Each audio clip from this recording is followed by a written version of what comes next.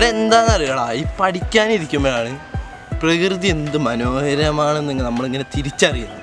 പ്രകൃതിയൊക്കെ ആസ്വദിച്ച് ഇങ്ങനെ അതിൻ്റെ ഇടയിൽ കൂടെ ഇങ്ങനെ നടന്ന് വീട്ടിലെത്തുമ്പോഴത്തേക്കും കുറേ സമയമാവും. അങ്ങനെ ആ ദിവസം പോടാ. പിന്നെ അടുത്ത ദിവസം ഇങ്ങനെ തന്നെ സെയിം. അപ്പം നിനക്കെങ്ങനെ 10 ഫുൾ A+ കിട്ടിയത്? അതൊന്നും ഇനി പറയണ്ടടാ, അതൊക്കെ അപ്പത്തെ ഒരു ചോരത്തഴപ്പിനെ അങ്ങോട്ട് കയറി പഠിച്ച്. +2 എന്താ നിനക്ക് പരിപാടി? +2 കഴിയുമ്പോൾ നമ്മൾ പരീക്ഷ എഴുതണമല്ലോ. ആ ലാസ്റ്റ് പരീക്ഷ എഴുതി കഴിഞ്ഞിട്ട് വീട്ടിലേക്ക് വരണം, തിന്നണം, കിടന്നുറങ്ങണം. അല്ല നീ 9-ലല്ലേ? ഞാൻ 9-അല്ലേ? ഞാനാണ്.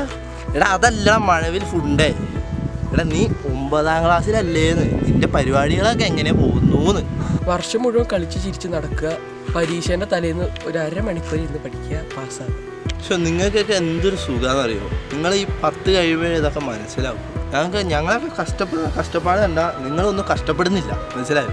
ഫുൾ ടൈം ഇരുന്ന് പഠിക്കണ്ട, തലേദിവസം ഇരുന്ന് പഠിച്ചാൽ പാസ്സാവും, ഫുള്ള് കളിച്ചിരിച്ച് കിടക്കുക, PT.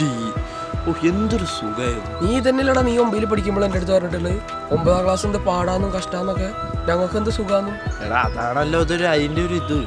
അങ്ങനെ ആവുമ്പോൾ അതിൻ്റെ ഒരു അതാണല്ലോ.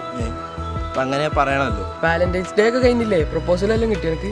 വാലന്റൈൻസ് ഡേക്ക് പ്രപ്പോസൽ ഒരെണ്ണം കിട്ടി. ഒരു ചെക്കൻ വന്നിട്ട് എന്നെ പ്രപ്പോസ് ചെയ്ത്. ഞാൻ പിന്നെ നീ നേരത്തെ പറഞ്ഞ ആ സാധനം അല്ലാത്തതുകൊണ്ട് ഞാൻ പിന്നെ കണ്ടാൻ വഴി ഓടി.